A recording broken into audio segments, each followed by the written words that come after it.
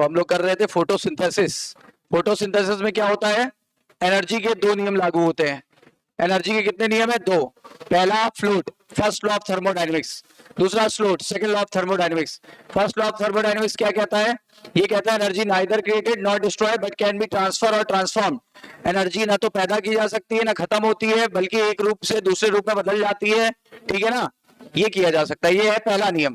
दूसरा नियम कहता है जब एनर्जी एक जगह से दूसरी जगह ट्रांसफर होती है तो कुछ ना कुछ एनर्जी लॉस हो जाती है, और ये लॉस होकर हमारे यूनिवर्स में जाती है, और इसीलिए यूनिवर्स का जो डिसऑर्डरनेस है, जिसको एंट्रोपी बोलते हैं, वो बढ़ती जा रही है। Is that clear? यही नियम हमारे लिविंग वर्ल्ड में भी अप्लाई होते हैं, यानी हमारे इकोसिस्टम में यही वर्ल्ड, ये दोनों चीजें अप्लाई होती हैं, यानी first law of thermodynamics and second law of thermodynamics is well applied in the ecosystem या लिविंग वर्ल्ड, ठीक है ना। अब सबसे बड़ी बात होती है एनर्जी कहां से आ रही है। एनर्जी आ रही है हमारे यूनिवर्स में one and only thing, that is sun. तो सन में एनर्जी है कि नहीं है? सन में एनर्जी है, और सन से जो रेडिएशन निकलते हैं उससे दो तरह के रेडिएशन निकलते हैं, and sun is the ultimate source of energy on the earth. Ultimate source of energy on earth for, किसके लिए एनर्जी है? Living world. लिविंग वर्ल्ड मतलब जितने भी जीवित जीव जंतु है सब इसमें शामिल हो जाएंगे, उन सबको एनर्जी यहीं से मिल रही है। Is that clear? अब यहां से जो एनर्जी निकलती है वो दो तरह की निकलती है। एक निकलती है इनविजिबल रेंज की, इनविजिबल स्पेक्ट्रम,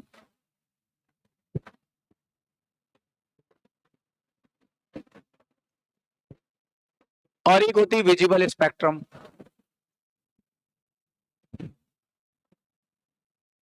इनविजिबल वो होती है जिसे हम देख नहीं सकते, जैसे अल्फा, बीटा, गामा रेस, जैसे कॉस्मिक रेस, जैसे यूवी रेस, जैसे एक्स रेस, और भी बहुत सारे यू नो वेरी वेल। और ये जो रेंज है जिसे हम देख सकते हैं, इसमें आ जाएगा आपका ये रेंज 382 720 नैनोमीटर, ठीक है ना, 720 नैनोमीटर। अगर आप इसको एंगस्ट्रॉम में करना चाहते हैं तो एक एक जीरो बढ़ा लेंगे। अब ये जो रेंज है विजिबल लाइट का, इसमें भी यहां से यहां तक इसका भी 400 टू 700 नैनोमीटर। ये पौधे के लिए बड़ा जरूरी है, ये प्रकाश संश्लेषण के लिए बहुत एक्टिव लाइट है, इसलिए हम इसे बोलेंगे पार। क्या बोलेंगे? आर की पार, पार। क्या बोलेंगे इसे? पार। पार का मतलब हो गया photosynthetic active radiation.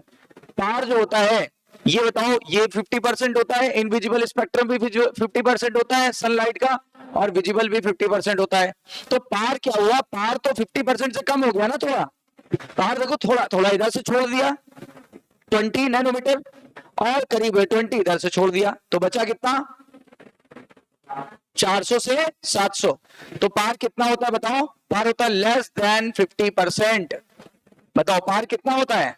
Less than 50%। Sunlight का विजिबल लाइट कितना होता है? 50%। और ये 50 से थोड़ा कम है ना? बताओ, जो 380 से 700, और ये है 400 से 700, कम हुआ कि नहीं वैल्यू? ये इधर का 20 छूट गया, उधर का 20 छूट गया। बोलो सही है कि नहीं है? तो इस जो रेंज है इसे बोलते हैं पार। पार का पूरा नाम होता है फोटोसिंथेटिक एक्टिव रेडिएशन। और पार टोटल सनलाइट का कितना होता है? लेस देन 50 की 50? एक बार दो तीन बातें बताओ।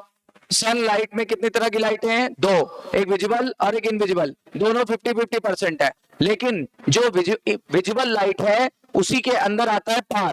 पार कितना रेंज होता है? विजिबल लाइट का थोड़ा इधर का एंड हटा दो, थोड़ा उधर का एंड हटा दो, जो बीच में बच गया वो क्या कहलाता है? पार। पार का रेंज कितना होता है? Less than 50% of total radiation, ठीक है ना? क्लियर? और यही जो होता है ये पौधा लेता है, इसी का नाम है photosynthetic active radiation. Photosynthetic active radiation, यानी फोटोसिंथेसिस के लिए जो एक्टिव रेडिएशन है वो कहां से मिलेंगे? किस रेंज से मिलेंगे बताओ? वो मिलेंगे 400 से 700। बताओ किस रेंज की लाइट पौधे को बहुत पसंद है, उसे क्या बोलेंगे? उसे बोलेंगे फोटोसिंथेटिक एक्टिव रेडिएशन। शॉर्ट में क्या बोलते हैं? पार का पूरा नाम फोटोसिंथेटिक एक्टिव रेडिएशन। इतनी बातें क्लियर हो गई। पार कितना होता है टोटल सनलाइट का? Less than 50%। ठीक है, अब इसका पूरा का पूरा पौधा यूज नहीं करता। आप जानते हो 100% एफिशिएंसी किसी चीज की है नहीं, पूरे नेचर में 100% एफिशिएंट कुछ भी नहीं है ना। आइडियल चीजें कहाँ है नेचर में? ठीक है, तो अब ये स्पार का केवल 2 से 10% पौधा यूज करता है। कितना? 2 से 10% ऑफ पार used by plants, used by plant in the process of photosynthesis, in the process of photosynthesis। ठीक है, बताओ पौधे ने पार का कितना यूज किया? 2 से 10%। पूरा यूज नहीं करता। कितना यूज करता है? 2 से 10%। यानी सनलाइट का कितना यूज किया? सनलाइट का ये तो बता है, पार तो ये तो 50% से भी कम था ना। सन का 50% से कम था, और इसका इसने 2 से 10% यूज किया। इसको 100% मान के बोलो, अगर ये 100% है तो इसका कितना परसेंट यूज किया? 2 से 10। तो सनलाइट का कितना परसेंट बना? 1 से 5, आधा हो जाएगा ना, क्योंकि देखो ये वैल्यू आधी है सनलाइट की। बोलो समझ में आई कि नहीं? समझ में आई कि नहीं? बताओ पौधा पार का कितना यूज करता है? तो बताओ सनलाइट का कितना यूज करता है? 1 से 5, आधा वैल्यू करना पड़ेगा ना, यानी 1 से 5 या 1 to 5% ऑफ सनलाइट। ये दो क्वेश्चन बहुत अच्छे हैं, आ चुके हैं। ये आपकी इकोलॉजी में है, लेकिन मैंने जोड़ दिया चीजों को, चैप्टर को जोड़ दिया है। ये सब इकोलॉजिकल चीजें हैं, लेकिन जब तक देखो बेसिक से नहीं सीखोगे तब तक कुछ नहीं समझ में आएगा। हमने कह दिया सन में लाइट है, उससे फोटोसिंथेसिस करता है। क्वेश्चन आ जाएंगे कहां से करोगे, है ना? तो याद करो, sun is the ultimate source of energy on the earth. और ये एनर्जी किसके लिए है? लिविंग वर्ल्ड के लिए, हम सब के लिए एनर्जी, इसी से हम चल रहे हैं। और सन में दो तरह के स्पेक्ट्रम होते हैं, एक विजिबल जो दिखते हैं, एक इनविजिबल जो नहीं दिखते। जो नहीं दिखते अल्फा बीटा गामा, ठीक है। उसके अलावा कॉस्मिक रेज, एक्स रेज, ठीक है ना, यूवी रेज, और भी बहुत सारी रेज होती हैं एक्सेट्रा। उसके बाद बताया गया विजुअल स्पेक्ट्रम 382 टू 720 नैनोमीटर होता है, और ये भी 50% होता है। लेकिन इसका थोड़ा सा रेंज अगर कम कर दें, 400 से 700 कर दें, तो इसे क्या बोलेंगे? इसे बोलते हैं पार। पार जो होता है वो कितना होता है? लेस देन 50%, क्योंकि थोड़ी वैल्यू कम हो गई ना, इसलिए लेस देन 50% बची। अच्छा, क्या पूरा पार यूज कर डालता है पौधा? क्या पार पूरा यूज कर डालता है? नहीं, पार का केवल कितना यूज करता है? 2 से 10%। 2 से 10%, यानी सनलाइट का कितना हुआ? आधा करो, रफली आधा करो। 2 से 10 का आधा 1 से 5% यूज करता है। इसीलिए कभी कभी रफली बोला जाए, केवल 1%, केवल सूरज की 1% ऊर्जा से ब्रह्मांड चल रहा है, लिविंग वर्ल्ड चल रहा है। केवल 1% से देखो मिनिमम वैल्यू कितनी आ रही है? 1%। 1% से। तो एक क्वेश्चन आता है, अगर सूरज में 10 लाख किलो कैलोरी ऊर्जा है, या किलो जूल में दे देगा, किलो जूल ऊर्जा है, तो बताओ प्लांट कितना पकड़ेंगे? उसका 1%। 1%, उसका 1% निकाल लेना। समझ में आई बात? क्लियर? तो याद रखना, बताओ सनलाइट का पौधा कितना लेता है? केवल मिनिमम वैल्यू बताओ 1%, लेकिन पार का बताओ 2%। अगर रेंज बोलेंगे तो 2 से 10, अगर मिनिमम वैल्यू पूछे तो 2%। सही है कि नहीं है? इतनी बातें क्लियर है? पहले इतना नोट करो।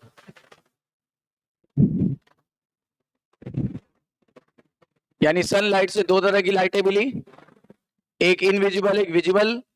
विजिबल ही पौधों द्वारा यूज किया जाता है, और विजिबल का भी कौन सा रेंज यूज किया जाता है? पार। पार क्या पूरा यूज कर लिया जाता है? आंसर आएगा नहीं, केवल 2 से 10% यूज किया जाता है, और विच इज रफली 1 to 5% ऑफ टोटल सनलाइट। यानी we can say only little amount of light is used by the plant for the process of photosynthesis. Is that clear? आगे बढ़ रहे हैं। अब सवाल ये उठता है, कितनी लाइट यूज की थी, ये बात हमने क्लियर कर ली। अब कैसे यूज करेगा, और हम प्लांट को क्या नाम दें? प्लांट को हम नाम देते हैं, देखो, plant converts the sunlight into chemical energy. Sunlight से क्या बना लेगा? Chemical energy. सनलाइट से क्या बना लेगा? Chemical energy. सनलाइट में जो एनर्जी थी ना, ये क्या करेगा? ये उसे केमिकल एनर्जी में बदल देगा. ठीक है ना? Plant converts the sunlight into chemical energy. Clear है? और ये केमिकल एनर्जी केमिकल बॉन्ड के रूप में स्टोर हो जाएगी. You know very well. ठीक है ना? विच इज स्टोर्ड इन क्या यहां कौन सा नियम फॉलो हो रहा है बताओ? पहला नियम फॉलो हो रहा है. Energy neither created not destroy but can be converted और ट्रांसफॉर्म्ड. बोलो सही है? कन्वर्ट की जा सकती है या बदली जा सकती है. तो plant converts the sun energy. देखो सन एक तरह की एनर्जी को, लाइट एनर्जी को, पौधा किसमें बदल रहा है? केमिकल एनर्जी में. लाइट एनर्जी को किसमें बदल रहा है? केमिकल एनर्जी में. ठीक है ना? और उसी केमिकल एनर्जी को केमिकल बॉन्ड के रूप में स्टोर कर लेगा. ठीक है ना? And stored in the form of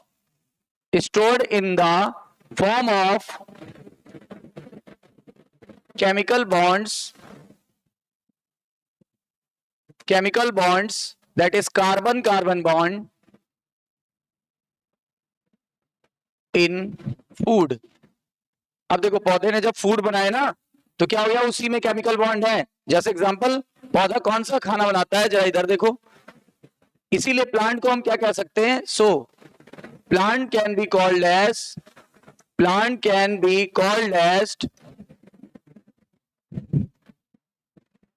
converter. क्यों? इसने एक एनर्जी को दूसरे में कन्वर्ट किया. कन्वर्टर. प्लांट को क्या बोलेंगे? कन्वर्टर. या क्या बोलेंगे? ट्रांसड्यूसर. ट्रांसफॉर्म कर दिया ना एनर्जी को. Energy neither created not destroy but can be transfer और ट्रांसफॉर्म्ड.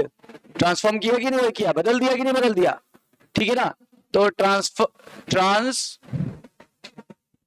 ट्रांसफॉर्मर या ट्रांसड्यूसर भी बोलते हैं. ट्रांसड्यूसर. बताओ प्लांट का दूसरा नाम क्या है? कन्वर्टर. तीसरा नाम क्या है? ट्रांसड्यूसर. और सुनो, प्लांट ने अपने आप खुद ही खाना बना लिया, इसलिए उसे क्या बोलेंगे? ऑटोट्रॉफ की हेटरोट्रॉफ. ऑटोट्रॉफ की हेटरोट्रॉफ. स्वपोषी की परपोषी. राइट. तो plant prepare their own food so also known as autotroph या स्वपोषी.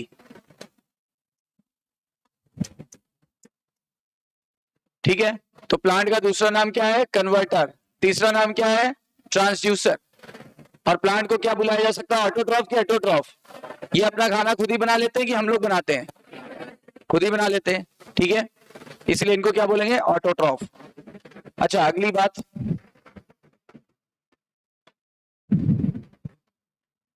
प्लांट ने क्या किया? प्लांट ने CO2 लिया एटमॉस्फेयर से.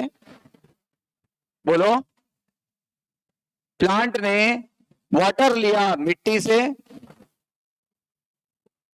इसीलिए पानी कहां डाला जाता है? पत्तियों पे की मिट्टी में डालते हैं ना. अगर आप पत्तियों पे पानी डाल भी रहे हो तो पर्पस आपका है पत्तियां साफ हो जाएं. इसलिए नहीं डालते कि पत्तियों से पानी पी लेगा. ऐसा नहीं. पत्तियों से पानी नहीं पीता. पत्तियों पे स्टोमेटा होता है, वहां से CO2 लेता है. CO2 लेता है और O2 निकालता है, सांस लेता है, समझो. ठीक है ना? तो CO2 लेगा from the atmosphere via stomata present on the leaf and it takes water from the soil. ठीक है ना? इसीलिए अब लोग सॉइल में ही पानी अप्लाई करते हैं, पत्तियों पे अप्लाई नहीं करते. एनसीईआरटी की लाइन है. फिर आगे देखो, अब क्या करेगा? यहां से क्या ले लिया इसने? सनलाइट. यहां से ले लिया सनलाइट यानी फोटॉन्स. यहां से ले लिया फोटॉन्स. ठीक है ना? साथ में उसके पास ऐसा क्या है जो हमारे पास नहीं है? उसके पास है एक ग्रीन कलर का पिगमेंट जो हमारे पास नहीं है, जो जादू के पास था. जादू, कोई मिल गया. जादू के पास था. मूवी नहीं देखी? कोई मिल गया. वो जादू को धूप में ले जाते बोरे में भर के, ताकि वो फोटोसिंथेसिस कर सके। दूसरे गोला से आया था, एलियन था, नहीं आया था जादू, है ना?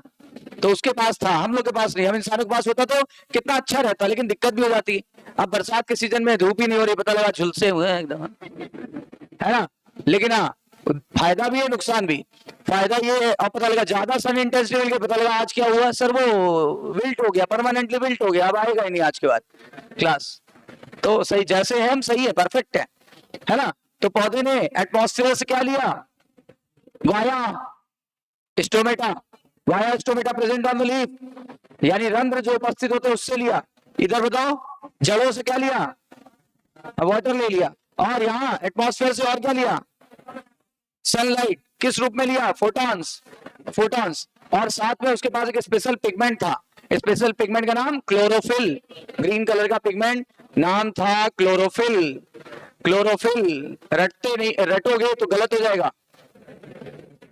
हरे रंग के पिगमेंट होते हैं, है ना? और ये कहां प्रेजेंट होते हैं? Present in special body that is known as chloroplast.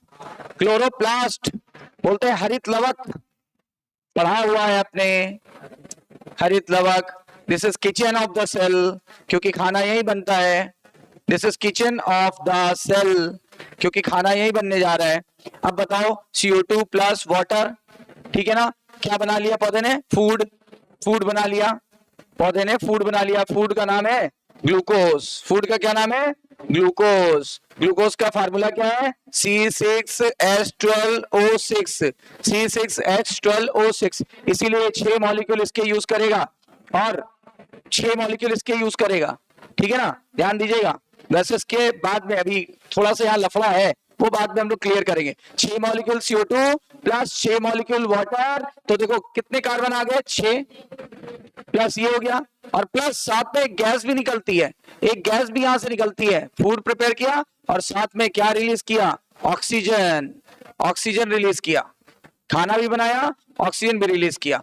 ये 6O2, 6O2, ठीक है ना? 6O2। तभी तो हम लोग जब छोटे थे तो हम लोग इक्वेशन ऐसे लिखते थे, देखो हम लोग इक्वेशन ऐसे लिखते थे, 6 CO2 प्लस 6 वाटर, एरो बनाते थे, लिखते थे यहां सनलाइट, यहां लिखते थे क्लोरोफिल, लिखते थे कि नहीं लिखते थे? यहां लिखते थे C6H12O6 प्लस 6O2। रिएक्शन देख लो, बैलेंस होगी, रिएक्शन बैलेंस है, राइट? समझ में आ रही बात? लेकिन अब और समझ में आ गई, क्योंकि हमने आपको बिल्कुल बेसिक से बताया चीजें कि आखिर वो लाइट, इसमें एनर्जी तो थी, एनर्जी को ही बदल दिया गया। देखो इसके अंदर कार्बन कार्बन बॉन्ड है, इसके अंदर कार्बन कार्बन बॉन्ड प्रेजेंट है, और यहीं पे एनर्जी स्टोर है, स्टोर्स एनर्जी। अब ये एनर्जी फूड की एनर्जी है, केमिकल वाली एनर्जी है। क्यों? ग्लूकोज एक केमिकल है कि नहीं है? ग्लूकोज केमिकल है कि नहीं है? ग्लूकोज में कार्बन कार्बन बॉन्ड है कि नहीं है? इसी में एनर्जी आ गई कि नहीं आ गई? देखो सूरज की रोशनी की एनर्जी जो थी वो कार्बन कार्बन बॉन्ड के रूप में उपस्थित है, जो कि हमारा भोजन है, जो कि पौधे का भी भोजन है और हमारा भी भोजन है। बोलो सही है? साथ में एक गिफ्ट भी मिला, एक गिफ्ट भी मिला, क्या? ऑक्सीजन। खाना भी मिला, ऑक्सीजन भी मिला। फायदा हुआ, डबल फायदा हुआ कि सिंगल? तो फोटोसिंथेसिस का सिंगल पर्पस है कि डुअल पर्पस है? क्या हमारे पूरे लिविंग वर्ल्ड को क्या प्रदान करना? खाना। और पूरे लिविंग वर्ल्ड को क्या प्रदान करना? ऑक्सीजन। ऑक्सीजन नहीं होती मर जाते। कोरोना में ऑक्सीजन का मोल समझ में आया?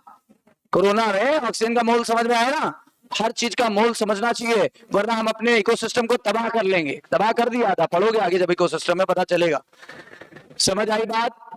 तो फोटोसिंथेसिस में क्या किया? फोटो मतलब लाइट, सिंथेसिस मतलब कुछ बनाया गया। लाइट की प्रेजेंस में क्या बनाया गया? खाना बनाया गया, और खाने में एनर्जी आ गई। बताओ, यहाँ पे एक प्रकार की एनर्जी को पौधे ने दूसरे प्रकार की एनर्जी में बदल दिया। बताओ सन एनर्जी किसमें बदल गई? केमिकल एनर्जी में। केमिकल का नाम क्या है?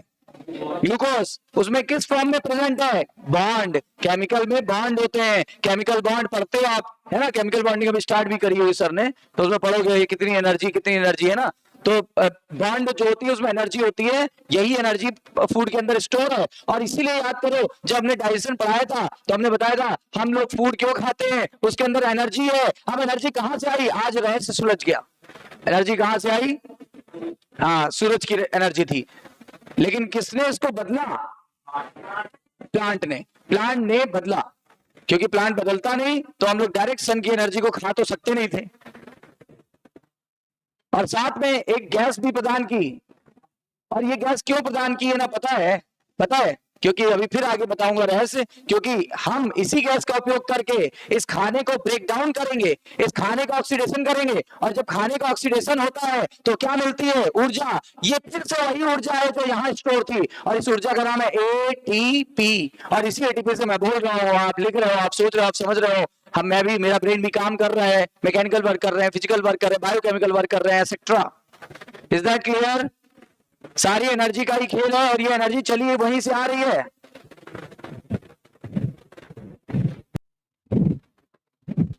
तो यहां तक हम लोग ने समझ लिया, अब आगे बढ़ते हैं। रॉ मटेरियल फॉर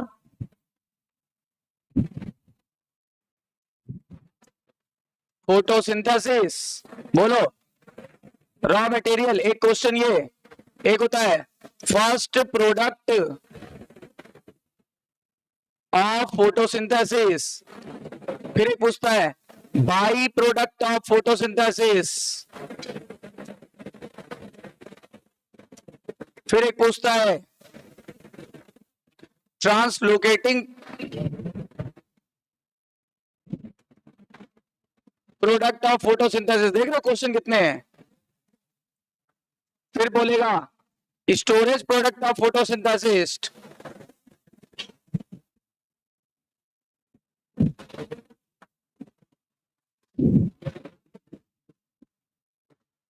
ठीक है, इतने क्वेश्चन आते हैं। देखो, raw material for photosynthesis, first product of photosynthesis, by product of photosynthesis, translocating product of photosynthesis, storage product of photosynthesis.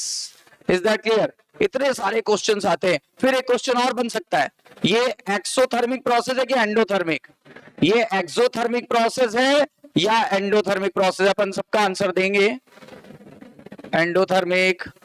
फिर मेरा क्वेश्चन है, ये कैटाबोलिक प्रोसेस है कि एनाबोलिक प्रोसेस है, कैटाबोलिक प्रोसेस है कि एनाबोलिक प्रोसेस है कि कुछ नहीं बोलिक प्रोसेस है।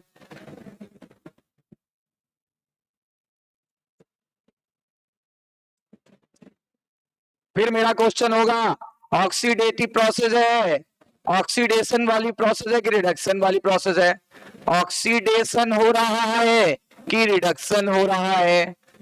इतने सारे क्वेश्चन करते हो सर, आप भी एकदम महान व्यक्ति हो। इतने क्वेश्चन कौन करता है, नीट करती भाई। हमारा बस चले तो हम एक भी ना करें, सबको ऐसे ही कहते जाओ जाओ जाओ जाओ जाओ जाओ, हो गया। चलो देखो, इतने सारे क्वेश्चन हैं। बताओ रॉ मटेरियल, रॉ मटेरियल, अरे बोलो, हाँ, CO2 and water. First product glucose, by product oxygen. अच्छा, ट्रांसलोकेटिंग प्रोडक्ट नहीं आता सर। सुनो सुनो सुनो सुनो, पैसा कमाया जाता है ना चिल्लरों में। चिल्लर जानते हो ना, चिल्लर, 10 का चिल्लर दे, लाओ लाओ लाओ, हम रख भी लेंगे। अरे लाओ, हम सही में रख लेंगे, और क्या, हल्के में लियो क्या। लाओ लाओ लाओ लाओ लाओ लाओ, यहाँ हो, स्क्रीन पे दो। अरे लाओ, चिल्लर लेते हुए अविनाश सर, अविनाश सर चिल्लर लेते हुए, और कोई देना चाहेगा स्वेच्छा से, हर कोई देना चाहेगा। अरे स्क्रीन पे आओ भैया दद्दा, चिल्लर यहाँ ले रहे हैं, आज हमने चिल्लर कलेक्ट किए। और कोई देगा भगवान के नाम पे, अल्लाह के नाम पे।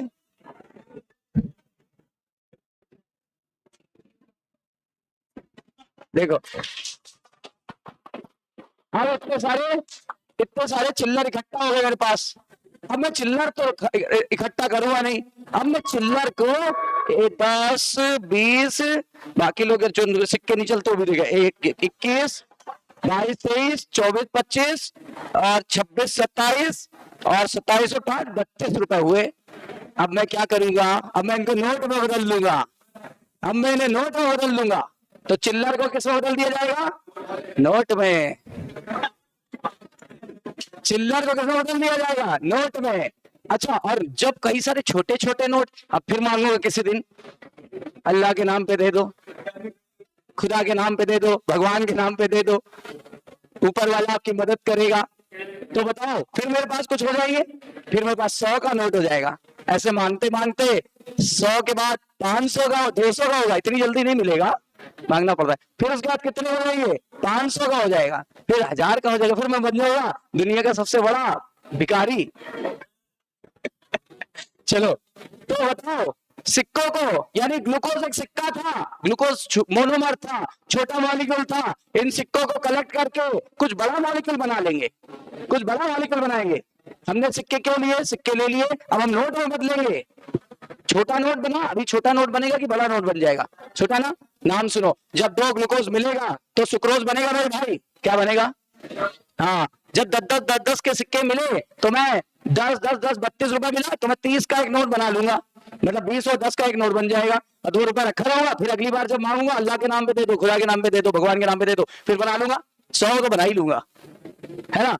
तो उसके बाद क्या हो जाएगा, बताओ क्या करूंगा, 2 सिक्के 10 के दो तो 20 का एक नोट मिलेगा कि नहीं मिलेगा, वैसे 2 ग्लूकोज जोड़ो तो क्या मिलेगा, सुक्रोज। तो बताओ यही है, ये रहा सुक्रोज। बताओ ट्रांसलोकेटिंग प्रोडक्ट क्या है, ट्रांसलोकेटिंग प्रोडक्ट क्या है, सुक्रोज। और स्टोरेज प्रोडक्ट क्या है, स्टोरेज प्रोडक्ट क्या है।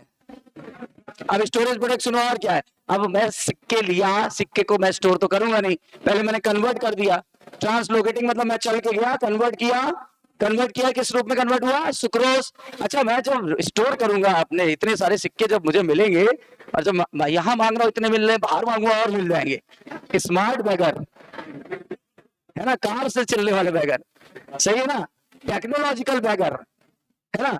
चलो, यूट्यूब चलाने वाला बैगर है ना। तो कहने का मतलब क्या है, बहुत सारा मिल जाएगा। तो अब मैं क्या करूंगा, मैं क्या करूंगा, 100 का नोट, फिर 500 का, फिर 500 के, फिर गड्डी, फिर 2 हजार के बंद हो गए, नहीं तो भी चलते, सही कि नहीं है। फिर बहुत सारे पैसे आ जाए, तो जब बहुत सारे होंगे तभी तो स्टोर करेंगे। अब कई सारे ग्लूकोज मिलके क्या बना देंगे, ग्लूकोज का पॉलीमर, बताओ स्टार्च। पकड़ लिए बात को, बताओ मैं स्टोर कैसे करूंगा। अच्छा, मैंने बनाया किस रूप में था, लिया किस रूप में था, सिक्के, फिर किस में बदला, 30 का नोट, फिर किस में 100 के नोट, 500 के नोट, स्टोर कर लिया। तो बताओ तो खाना बना किस रूप में, खाना स्टोर किस रूप में, और खाना चला किस रूप में, एक स्थान से दूसरे स्थान कैसे गया, सुक्रोज। ठीक है ना, कोई गम तो नहीं है भैया देने वालों, देने वाले सोचेंगे इन्होंने तो सही में रख लिया, तो क्या हम बेवकूफी वाली बात कर रहे थे। चलो, एक्सोथर्मिक एंडोथर्मिक, एनर्जी निकल रही थी, एनर्जी दे रहे थे, एनर्जी निकल रही थी, एनर्जी यूज हो रही थी। तो बताओ एंडोथर्मिक या एक्सोथर्मिक, एंडोथर्मिक। अच्छा बताओ, CO2 प्लस वाटर मिलके, CO2 plus water, CO2 plus water, ये बताओ CO2 प्लस वाटर क्या है, छोटे मॉलिक्यूल, और ये कैसा है। अब छोटे से बड़ा बन गया तो बोलो कैटाबोलिक की एनाबोलिक, काटाबोलिक की अनाबोलिक, अनाबोलिक, एनाबोलिक, राइट। कैसी प्रोसेस है, एनाबोलिक प्रोसेस है। ये देखो, ये देखो, खुद ही देख लो, छोटे मॉलिक्यूल से बड़ा मॉलिक्यूल बन रहा है, तो what is this, anabolic process. कुछ नहीं छुपा है, सब दिख रहा है। ऑक्सीडेशन की रिडक्शन, मैं बोलूंगा दोनों होता है, रिडॉक्स रिएक्शन है। क्योंकि रिडॉक्स रिएक्शन इसलिए बोलते हैं क्योंकि अगर किसी चीज का ऑक्सीडेशन होता है तो किसी चीज का रिडक्शन भी होता है नहीं होता है। चलो देखो, किसका ऑक्सीडेशन किसका रिडक्शन, CO2 प्लस वाटर, और इससे बना था C6H12O6 प्लस O2। तो पता है किसका ऑक्सीडेशन, ये देखो, इधर देखो, ध्यान से देखो, CO2 का रिडक्शन हो रहा है, CO2 रिड्यूस हो रहा है, CO2 रिड्यूस होके क्या बनाएगा, ग्लूकोज।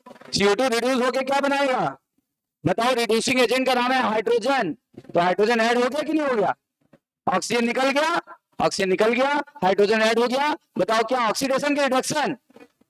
रिडक्शन। और सुनो, वाटर से क्या बन गया? ऑक्सीजन। तो ऑक्सीजन के निकलने को क्या बोलते हैं? ऑक्सीडेशन हो गया। या हाइड्रोजन भी तो अलग होगा, हाइड्रोजन भी तो अलग हो जाएगा, ठीक है ना, तो भी बोल सकते हैं। बताओ CO2 का क्या होगा? रिडक्शन। CO2 किसमें रिड्यूस होगा? अच्छा, वाटर का क्या होगा? किसमें रिड्यूस, किसमें ऑक्सीडाइज होगा? O2 में। नोट करो, देखो क्या आप भूलोगे? पहली बार किस व्यक्ति ने ये देखा था कि जब पौधा ग्रोथ करता है तो ग्लूकोज बनाता है? इसका एविडेंस पहली बार दिया था आपके सिलेबस में Julius von Sachs. Julius von Sachs पहली बार किस साइंटिस्ट ने एविडेंस दिया था कि ये नाम था Julius von Sachs gave evidence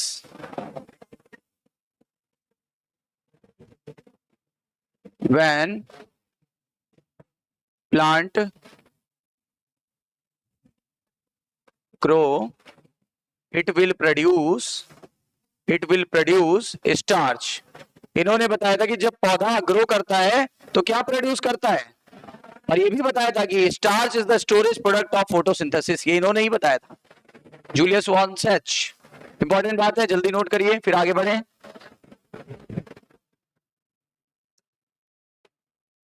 Julius von Sachs ने बताया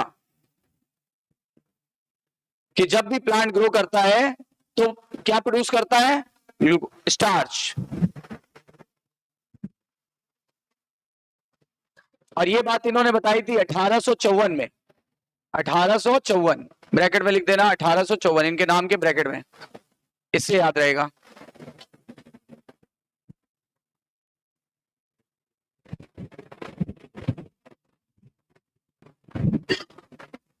किसकी स्पेलिंग गलत है? Starch, STARCH। ठीक है, इतनी बातें क्लियर। अब आगे बढ़ते हैं।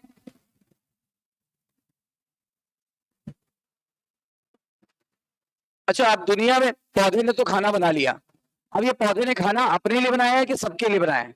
सबके लिए। अपने लिए भी प्लस सबके लिए भी। मम्मी खाना बनाती है किसके लिए? अपने लिए भी। उसमें मम्मी भी तो शामिल है कि मम्मी अपने लिए नहीं बनाएंगी? बनाएंगी ना। तो पौधे ने खाना बनाया पूरे लिविंग वर्ल्ड के लिए, पूरे लिविंग वर्ल्ड के लिए। अब जो जीव है ना, जो ऑर्गेनिज्म है ना, वो उस पर डायरेक्टली या इनडायरेक्टली आधारित है। भोजन के लिए डायरेक्टली या इनडायरेक्टली आधारित है, ठीक है। प्लांट ने जो फूड प्रोड्यूस किया, जो फूड प्रोड्यूस किया, उस पर लिविंग वर्ल्ड के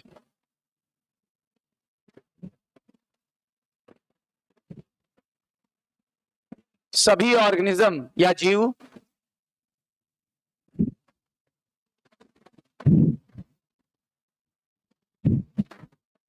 डिपेंडेंट होते हैं। सभी ऑर्गेनिज्म या जीव डिपेंडेंट होते हैं, राइट। पौधे ने जो भी प्रोड्यूस किया उस पे कौन डिपेंडेंट है? दुनिया के सभी ऑर्गेनिज्म डिपेंडेंट होते हैं उस पे, राइट।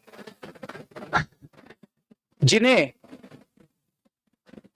जिन्हें क्या बोलेंगे? ऑटोट्रॉफ का उल्टा हेट्रोट्रॉफ, स्वपोषी का उल्टा परपोषी।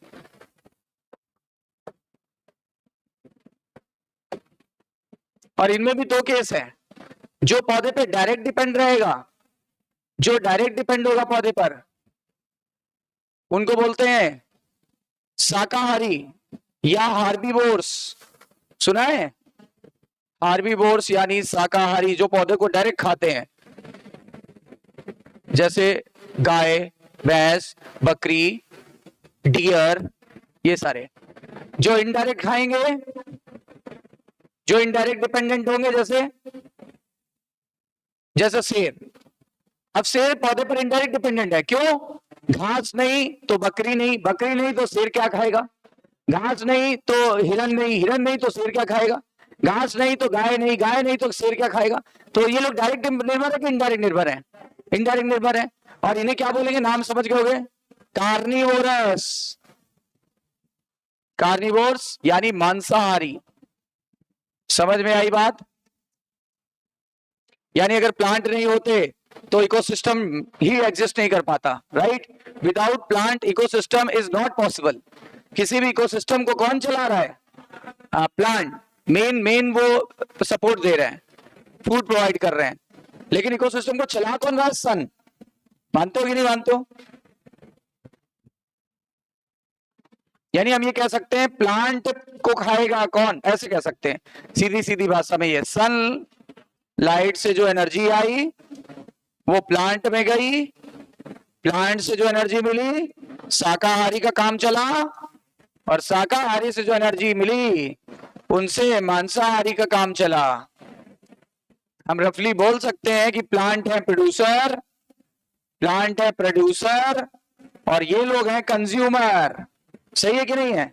सुना है ना ये वर्ड? ये है उत्पादक और ये सब है उपभोक्ता। ये सब पढ़ा है कि नहीं पढ़ा इकोसिस्टम में? तो ये सब काम आएगा धीरे धीरे। देखो हम आपको बिल्कुल वहीं पे ले चल रहे हैं, धीरे धीरे फोटोसिंथेसिस की तरफ आगे बढ़ रहे हैं।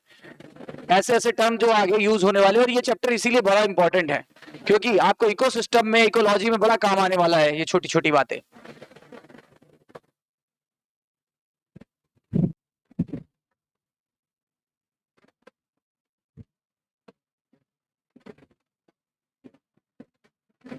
अब देखो, यानी प्लांट से हमें दो फायदे हैं। एक तो सभी ऑर्गेनिजम्स के लिए फूड प्रोवाइड करता है। सभी ऑर्गेनिज्म के लिए फूड प्रोवाइड करता है।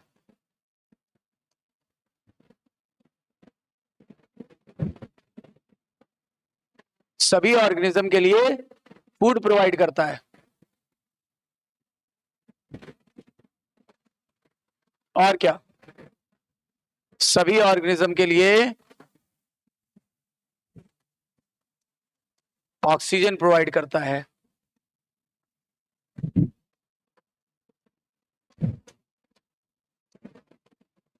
यही ऑक्सीजन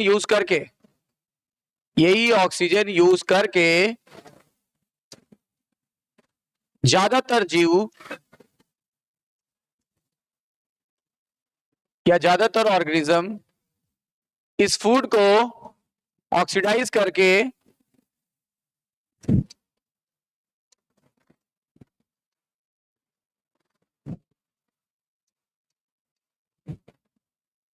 एनर्जी यानी एटीपी प्रोड्यूस कर लेते हैं।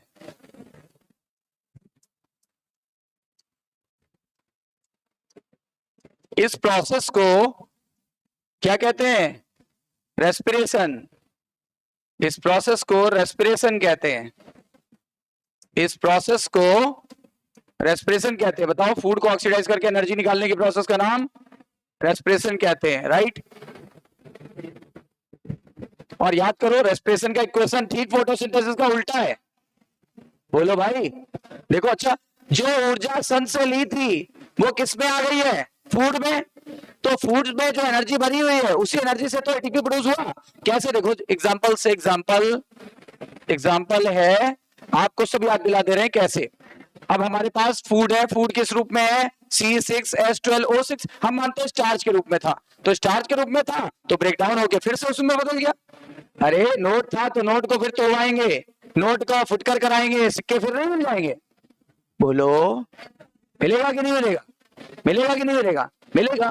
तो वही है, नोट था बड़ा, तोड़ा गया, यानी पॉलीमर था मोनोमर में बदल गया, ग्लूकोज में ग्लूकोज प्रोड्यूस हो गया। तो मैं लिख देता हूं ग्लूकोज। अब ग्लूकोज की रिएक्शन कराओ, किसके साथ? बताओ किसके साथ भाई? सभी जीव ऑक्सीजन यूज करते हैं ना, तो ये रहा ऑक्सीजन। कौन सी वाली? जो यहां से निकली, ये देखो, है ना? ये फूड कहाँ है? जो उसने बनाया। ये कहां से? यहां वाला। बोलो। अब क्या होगा? अब इसका ऑक्सीडेशन होगा। जब ऑक्सीडेशन होगा तो बॉन्ड ब्रेक डाउन होंगे। कभी भी किसी ऑर्गेनिक कंपाउंड का ऑक्सीडेशन हो तो दो चीजें जरूर मिलती है, बताओ कौन सा? CO2 and water. ये ऑर्गेनिक कंपाउंड है कि इनऑर्गेनिक? तो CO2 और वाटर मिलेगा, गांठ बांध लो। किसी भी ऑर्गेनिक कंपाउंड का ऑक्सीडेशन कराओगे क्या मिलेगा? वाटर। तो CO2 मिला भाई साहब। क्या मिला? और क्या मिला? और क्या मिली? 686 kilo calorie energy. 686 kilo calorie energy किस रूप में स्टोर है? देख लो, सनलाइट की एनर्जी जो खाने में थी, बॉन्ड एनर्जी, उसको हमने देखो रिलीज कर लिया। रिलीज कर लिया और इसी एनर्जी से हम अपना बोल रहे हैं, सोच रहे हैं, समझ रहे हैं, चल रहे हैं, फिर रहे हैं, सब कर रहे हैं। बोलो क्लियर है? जीव अपना काम कर रहा है। कितने CO2 निकलेंगे? ये। कितने O2 निकलेंगे? ये। और कितनी एनर्जी निकलेगी? ये क्या रेस्पिरेशन की क्वेश्चन नहीं है? ये रेस्पिरेशन की क्वेश्चन है कि नहीं है? रेस्पिरेशन में ग्लूकोज को ऑक्सीडाइज करा के एनर्जी निकाली जाती कि नहीं? रिएक्शन उल्टा नहीं लग रहा? जस्ट फोटोसिंथेसिस का उल्टा रेस्पिरेशन, फोटोसिंथेसिस का उल्टा रेस्पिरेशन, दोनों एक दूसरे से लिंक है कि नहीं है? है ना? समझ में आ गई होगी बात। पौधे ने हमारे लिए खाना बनाया, पौधे ने हमारे लिए ऑक्सीजन प्रोड्यूस किया, क्योंकि इसी एनर्जी का उपयोग, इसी ऑक्सीजन का उपयोग करके जो फूड में एनर्जी है हम उसको रिलीज कर पाएंगे। और ये एनर्जी है किसकी अल्टीमेटली? बताओ, ये जो एनर्जी निकल रही है कहां से आई अल्टीमेटली? सन की। बोलो सही है कि नहीं है? तभी कहा जाता है सूर्य देव को प्रणाम किया जाता है, क्योंकि थैंक्स बोलते हैं हम लोग कि भाई उन्होंने इतना सब कुछ दिया, वो नहीं होते तो हम लोग के अंदर एनर्जी प्रोड्यूस नहीं होती और बिना एनर्जी के कुछ चल नहीं सकता। You know very well. इसीलिए लोग सूर्य की पूजा करते हैं, पूजा करते हैं, अर्चना करते हैं। क्यों करते हैं? इसीलिए करते हैं क्योंकि उसके अंदर ऊर्जा है, उसी ऊर्जा से ये संसार चल रहा है, इसीलिए लोग थैंक्स देते हैं। वो है ना, समझ में आई बात? वो एक साइंटिफिक चीजें है। जिस चीज को हम साइंस में पढ़ रहे हैं उसी चीज को स्पिरिचुअलिटी से जोड़ा जाता है, पर दोनों है एक ही चीज। अब हमें प्रूव करना था कि CO2 is compulsory for photosynthesis. इसको प्रूव किया मॉल्स हाफ लीफ एक्सपेरिमेंट द्वारा। मॉल्स हाफ लीफ एक्सपेरिमेंट द्वारा।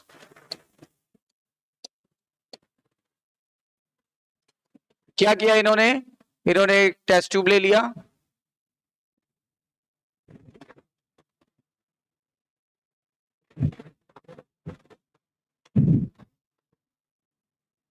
एक पॉट लिया,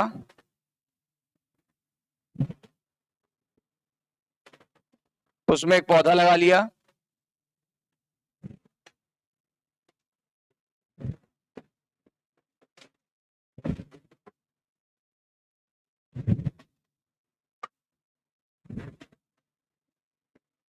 ये उसकी पत्ती थी,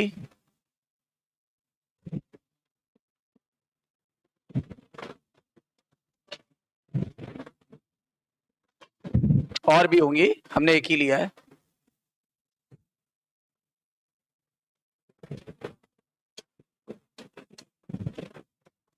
इसके अंदर क्या किया?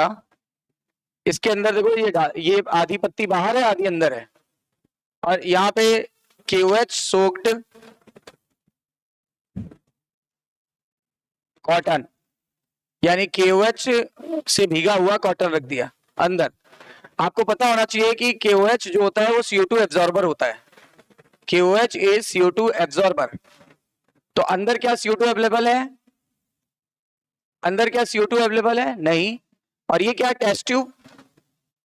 टेस्ट ट्यूब क्या होती है? परख नली कांच की बनी होती, तो लाइट तो आने देगी ना।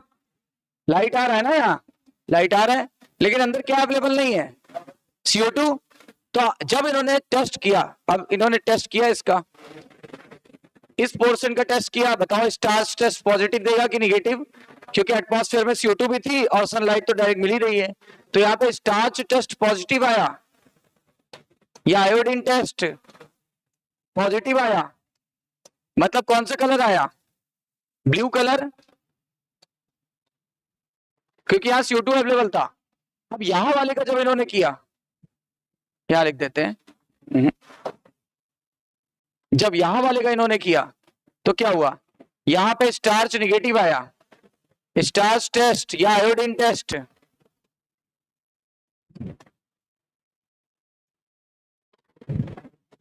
नो कलर, कोई कलर नहीं आया, कोई कलर नहीं आया। इससे प्रूफ होता है कि CO2 के बिना फोटोसिंथेसिस नहीं हो सकती। इससे प्रूफ होता है कि अंदर CO2 नहीं था, इसीलिए फोटोसिंथेसिस अंदर नहीं हो रही थी। इससे प्रूफ हुआ, इससे प्रूफ होता है, इससे प्रूव होता है कि CO2 के बिना फोटोसिंथेसिस नहीं होती है। तो CO2 का पता लग गया, लाइट का पता लग गया, क्लोरोफिल का पता लग गया, तो ऐसे बहुत सारी चीजें यहाँ पे थी।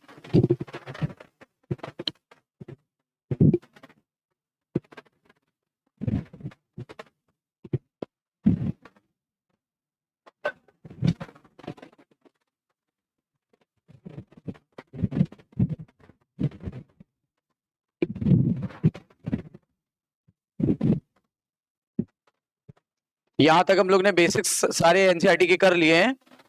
अब हम लोग एनसीईआरटी एक बार रीड कर लेते हैं।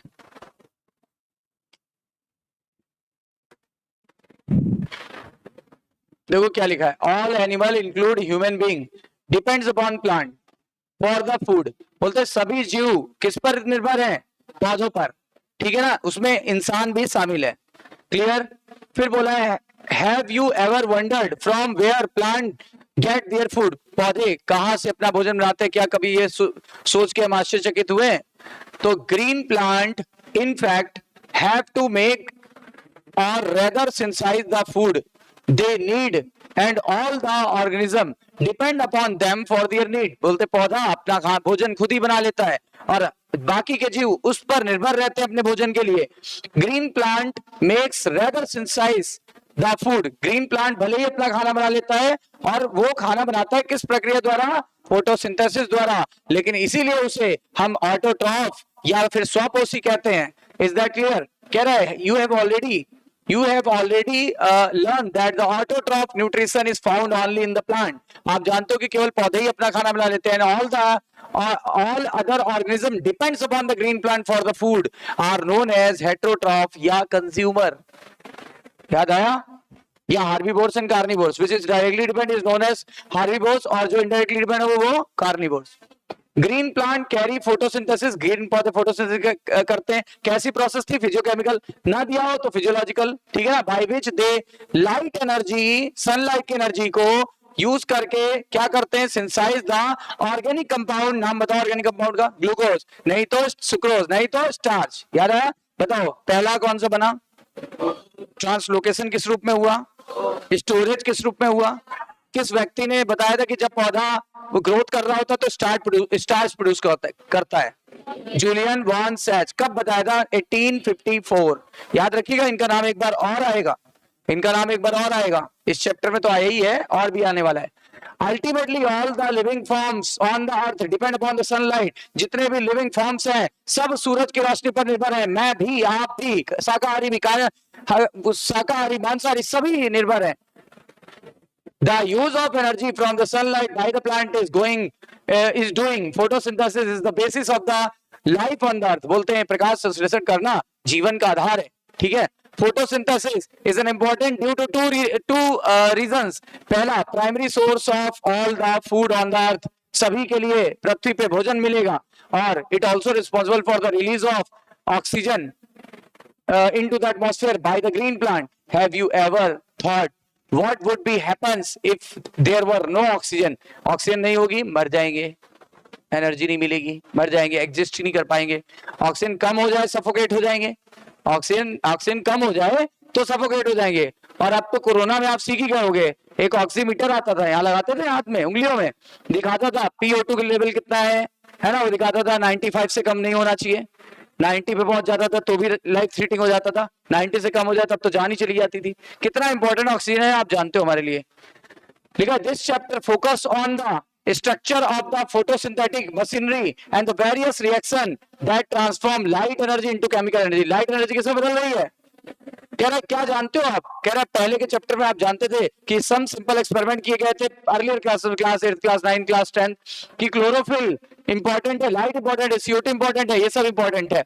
लिखा है कुछ एक्सपेरिमेंट किए गए जैसे स्टार्च फॉर्मेशन को लेकर के 2 पत्तियों में लिया गया, एक वेरिकेटेड लीफ यानी वही रंग बिरंगी या पीली और हरी पत्तियां, और एक दूसरी पार्सली कवर्ड लीफ में ब्लैक पेपर लगा दिया गया, एक्सपोज किया गया लाइट में, टेस्ट करने पर पता चला कि कहां पे स्टार्च बन रहा है कहां पे नहीं बन रहा है। इससे क्लियर हो गया कि photosynthesis occurs only in green part of the leaf in the presence of light, यानी कि क्लोरोफिल वाले भाग में ही फोटोसिंथेसिस होगी, ग्रीन भाग में ही होगी, बाकी भागों में नहीं होती, और लाइट के बिना तो हो ही नहीं सकती। क्लियर है ना, लाइट में एनर्जी है, उसी एनर्जी का उपयोग करके खाना बनेगा।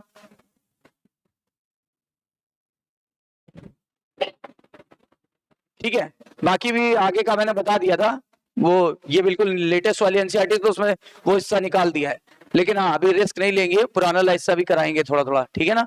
उसमें डायरेक्ट इस पे आ गया है, जबकि हमारे इसके और इसके बीच में भी एक लाइन है CO2 वाली, वही moles half leaf experiment. Is that clear? चलिए मिलते हैं कल इसके आगे के लेक्चर में।